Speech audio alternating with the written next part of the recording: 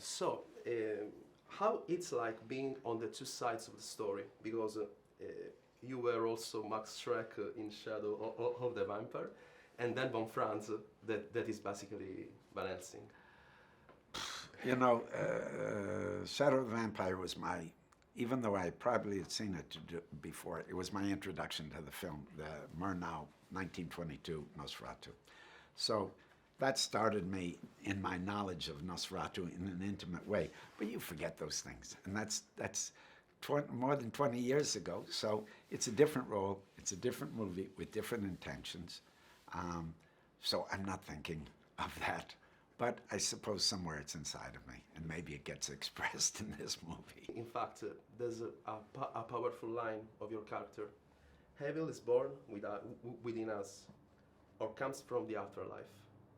What do you think about it? Is that the line about evil from in or from without, right? Yes.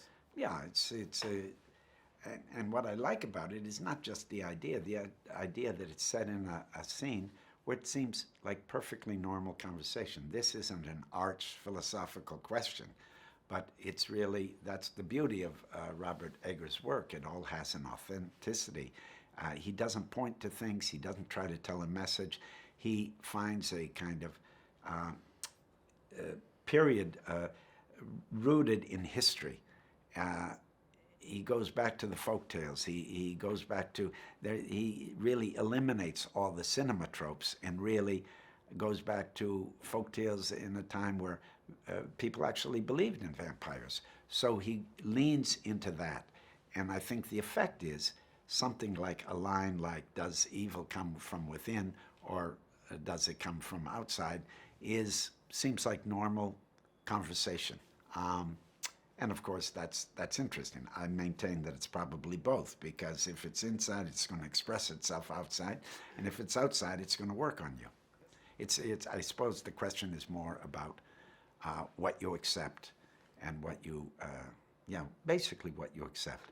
Because he also says later, you have to accept the evil inside of yourself and basically exercise it. So, there was Frederick Murnau in 1922. Werner Herzog in 1979, and then Robert Eggers in 2024. And about 150 in between. Various, I mean, there was also Twilight. There's all these kind of vampire stories that are inspired by either Murnau or the Bram Stoker Dracula. So it's quite a wide... This is a movie that I think that we will talk about it for all decades, for years, because one would hope. History.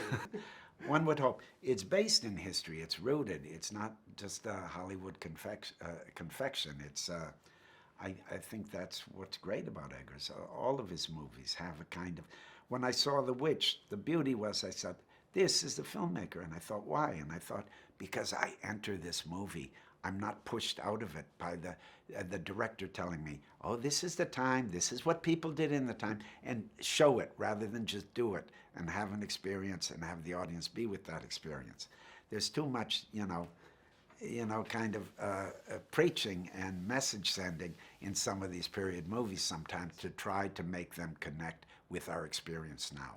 But in Nosferatu, it's so authentic and it deals with such elemental things that I think you don't have to do that.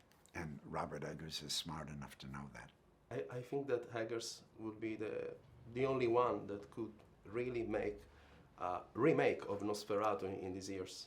Yes, I agree. And how about working with him? Because you had also The Lighthouse. Yes. A masterpiece. Yeah, good. No, I've worked with him twice before. I also did a part in The Northman. He's someone that I will work with. He asked me to do something, I'll do it. And I would bet that we're going to work together soon again. Thank you. Yeah, sure.